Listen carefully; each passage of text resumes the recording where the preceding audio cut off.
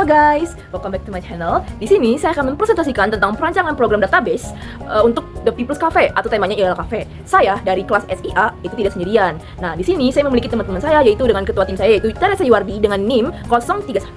Halo. Terus Tracy Piscia Kusmana dengan NIM 099. Halo. Dan juga saya sebagai host Syahwal Yahwandi dengan NIM 139. Oke, sebelum video ini dimulai, izinkan saya untuk menjelaskan apa sih isi video yang akan kami bahas. Nah, isi video yang kami bahas itu ialah terdiri atas 3 macam. Yaitu pertamanya adalah desain basis data konseptual atau isi dari gambar ERD yang kami punya. Yang kedua ialah desain basis data logis atau normalisasi. Dan yang terakhir ialah perancangan fisikal, yaitu terdiri atas data definition language atau DDL atau dan data manipulation language atau DML dan juga seterusnya. Oke, bisa dilihat di sini. Dan oke, langsung saja kita mulai ke pembahasan awal. Oke, sebelum bab ini dimulai, mungkin saya akan menjelaskanlah secara singkat apa sih itu database dan juga apa sih project yang kami ambil. Jadi, database atau basis data merupakan sekumpulan data yang disimpan secara terstruktur sehingga memudahkan dalam hal penyimpanan, pengambilan, perorganisasian, serta pengelolaan suatu data. Dan suatu database terdiri dari bagian tertentu seperti entitas dan atribut agar database yang dirancang menjadi lebih efektif. Di sini, kelompok kami mengambil salah satu tema yaitu ialah tema cafe. Dan juga mungkin tempat ini sudah terkenal lah cabangnya, yaitu ialah The People's Cafe. Tapi untuk project kali ini kita mengambil satu cabang saja, yaitu cabang yang terletak di Mall Ciputra, Jakarta. Oke, langsung kita mulai ke konseptualnya. Untuk desain basis data konseptual hari ini, di sini kami memiliki 5 buah entitas untuk database The People's Cafe, yaitu diantaranya ialah yang pertama itu adalah kategori minuman.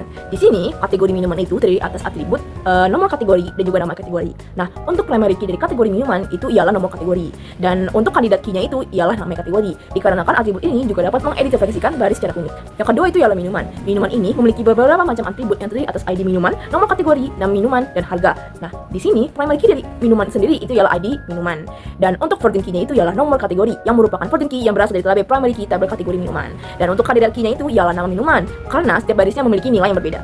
Yang ketiga itu adalah kategori makanan. Kategori makanan ini itu sama juga dengan kategori minuman, yaitu memiliki atribut nomor kategori dan juga nama kategori. Untuk primary key-nya itu ialah nama kategori dan kandidat key-nya itu ialah nama kategori. Keempat, di sini juga ada makanan. Nah, makanan itu juga sama kayak minuman. Jadi, makanan itu memiliki beberapa macam atribut yang terdiri atas ID makanan, nama kategori, nama makanan dan juga harga.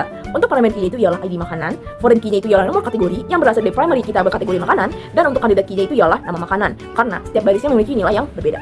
Dan yang terakhir itu ialah transaksi. Nah, transaksi ini memiliki banyak macam atribut, yaitu terdiri atas ID transaksi, ID staff, ID pelanggan, nama pelanggan, email pelanggan, ID item, item type, nama menu, kuantitas, dan juga harga. Nah, untuk tabel ini kita memiliki primary key yaitu ID transaksi, dan atribut lainnya bisa disebut juga dengan kandidat key itu ialah ID staff dan juga ID pelanggan. Nah, tabel ini semuanya untuk kelima ini akan dinormalisasi untuk mengurangi redundansi data. Selain kami memiliki 5 entitas atau 5 tabel, di sini kami memiliki juga hubungan antara tabel satu dengan tabel lainnya. Oke, langsung kita mulai. Nah, itu yang pertama ialah kategori minuman. Ke minuman itu sendiri, dia memiliki hubungan one to many. Kenapa? Karena di dalam satu kategori terdapat banyak jenis minuman. Langsung lanjut itu ialah minuman ke kategori minuman memiliki hubungan one to one. Kenapa? Karena satu minuman hanya terdapat dalam satu kategori. Sama juga dengan minuman, kategori makanan, dia akan panahnya ke makanan, itu dia memiliki hubungan one to many. Kenapa? Karena satu kategori tidak dapat banyak jenis makanan. Dan sebaliknya, makanan ke kategori makanan memiliki hubungan one to one. Kenapa? Karena satu makanan hanya terdapat dalam satu kategori. Sama juga dengan minuman juga. Selanjutnya, itu adalah transaksi ke minuman. Mereka memiliki hubungan many to many. Kenapa? Karena sebuah transaksi dapat mencakup banyak minuman. Sama halnya dengan minuman dan transaksi.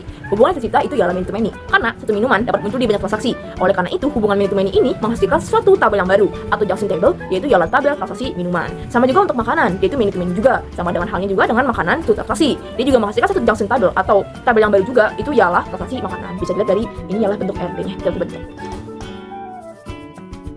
Oke, untuk penjelasan selanjutnya itu ialah desain basis data logis. Mungkin bisa dijelaskan oleh Teresa Yuwardi. Untuk Teresa Yuwardi dipersilakan. Oke, sekarang mari kita bahas mengenai perancangan logis dari database The People's Cafe yang telah dibuat. Berdasarkan yang telah dijelaskan sebelumnya, database ini memiliki 5 tabel utama, yaitu tabel kategori minuman, kategori makanan, dan juga transaksi. Serta ada 2 tabel baru yang terbentuk akibat hubungan many to many dari tabel transaksi ke tabel minuman dan makanan, yaitu tabel transaksi minuman dan tabel transaksi makanan.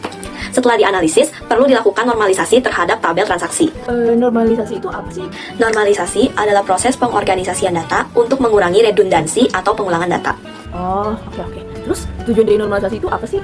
Normalisasi bertujuan untuk memecah relasi menjadi struktur-struktur yang lebih sederhana sehingga mengurangi terjadinya inkonsistensi data. Nah, supaya lebih mudah dipahami, ada baiknya kita langsung melihat normalisasi yang dilakukan terhadap tabel transaksi. Ini adalah tahap pertama dari normalisasi tabel transaksi. Sebelumnya, di tabel ini terdapat kolom yang memiliki nilai ganda. Misalnya saja di kolom ID staff, baris pertamanya memiliki 2 nilai, yaitu S001 dan S004. Tahap ini akan memisahkan setiap nilai sehingga satu kolom hanya memiliki 1 nilai saja. Nah, selanjutnya, tabel ini akan dipecah lagi menjadi tabel-tabel yang lebih kecil untuk menghilangkan ketergantungan parsial dan ketergantungan transitif.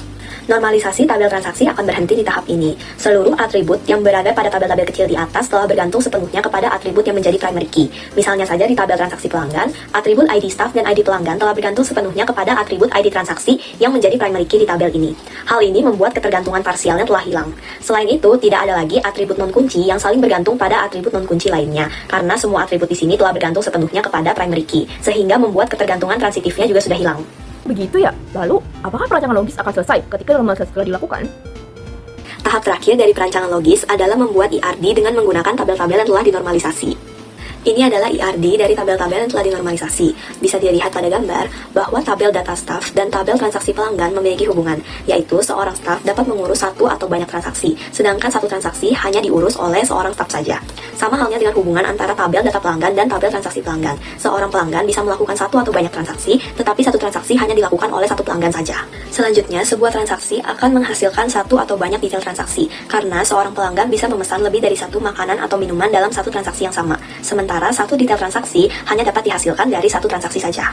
Terakhir, detail transaksi akan mencatat satu atau banyak data item, dan satu atau banyak data item dapat dicatat di banyak detail transaksi, karena satu pelanggan dengan pelanggan yang lainnya bisa saja memesan makanan atau minuman yang sama. Baik, terima kasih untuk penjelasannya Tracy Wardi. Di sini kita melanjutkan ke perancangan fisikalnya, itu akan dijelaskan oleh Tracy Priscilla Kusmana. Untuk Tracy Priscilla Kusmana, mari jelaskan. Baik, terima kasih.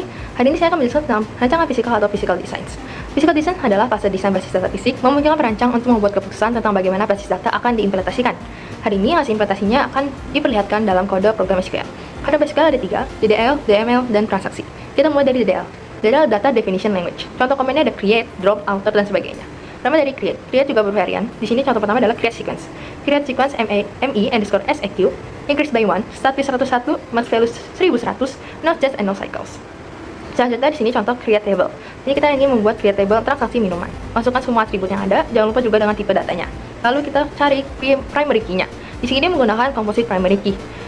Kenapa kita menggunakan composite primary key? Karena pelanggan dapat memesan lebih dari satu jenis minuman dalam sebuah transaksi. Sehingga untuk menghindari duplikasi data dan menjaga agar data tetap unik, maka kita mengkombinasi dua atribut. Di sini kita mengkombinasi nomor minuman dan juga ID transaksi. Kemudian kita harus cek juga apakah sebuah atribut di tabel ini adalah foreign key. Ketiga, create view. Di sini kita meng-create view ID_item. Di sini kita kenapa bikin ID item ini? Karena ingin memperlihatkan hasil gabungan ID makanan dan juga ID minuman. Karena ini bukan dua tabel yang digabung, maka itu from-nya harus digabung atau menggunakan union all. Selanjutnya ada describe kategori minuman. Describe sendiri adalah kode yang digunakan untuk melihat struktur dari suatu tabel. Maka tiga sini ada describe kategori minuman. Ini digunakan untuk melihat struktur isi dari tabel kategori minuman. Selanjutnya ada alter. Alter sendiri adalah tugasnya mengubah sebuah struktur dari tabel. Dan di sini kita menggunakan untuk rename itu, yang mana akan mengubah nama sebuah tabel. Jadi alter tabel data pesanan yang akan diubah menjadi data item. Kedua adalah data manipulation language. Contoh komennya ada insert, update, delete, dan select. Pertama sini adalah insert. Kita bisa menggunakan multiple insert agar tidak perlu memasukkan data satu persatu. Di sini insert all into dengan nama tabelnya yaitu kategori minuman, sebut juga atributnya dan juga jangan lupa dengan value. Di sini value harus bisa berurutan dengan atribut, misalnya nama kategori adalah 1 dan nama kategori adalah stop, water, and soft drink. Dibuat semuanya sampai di bawah dengan value yang sudah terpenuhi. Kita panggil select bintang from duel. Jika ingin sequence juga dimasukkan ke dalam sebuah insert, ini juga bisa. Sama caranya sama, hanya beda di dalam value. Contoh di sini adalah nomor underscore transaksi. Ingin dimasukkan dengan create sequence yang kita buat. Maka value-nya bilangnya transaksi underscore ID underscore SEQ, panggil nama sequence-nya. Lalu titik next file. Selanjutnya adalah update. Di sini kita ingin mengupdate sebuah tabel yaitu data transaksi di mana kuantitasnya ingin diubah menjadi 2. Maka kita bilang update data transaksi, set kuantitas 2 dengan kondisi di mana ID transaksi adalah TTPC004 dan ID item adalah B6. Ini contoh sebelum diperbaharui dan ini setelah diperbaharui. Terakhir ada transaksi. Transaksi sendiri sebenarnya komennya ada 2, yaitu commit dan juga rollback. Cuman jika sudah menggunakan ini melakukan di Apex, rollback and commit tidak perlu lagi digunakan. Pada itu kita akan menampilkan dengan contoh select yang ada subquery, join, dan juga function. Di sini kita ingin menampilkan sebuah data yaitu ID pelanggan, nama pelanggan, email pelanggan, dan juga total harga. Total harga tidak ada di tabel-tabel sebelumnya. Maka dari itu total harga ini harus kita buat dengan subquery. Kita ingin mengkalikan kuantitas dan juga harga. Tapi kuantitas dan harga berada di tabel berbeda. Maka itu kita akan menjoinnya keduanya dengan menggunakan detail transaksi untuk kuantitas dan juga harga yang ada di tabel pesanan yang digabungkan melalui atribut bernama ID item. Lalu di sini juga kita menggunakan kondisi di mana ID transaksi keduanya harus sama. Lalu kita akan menjumlahkan kuantitas kali harga ini sehingga akan menjadikan keluar namanya total harga. Lalu depannya untuk select OTP, ID pelanggan, nama pelanggan yang itu double, dan juga email pelanggan itu double, dijoinkan juga melalui atribut utama ID pelanggan.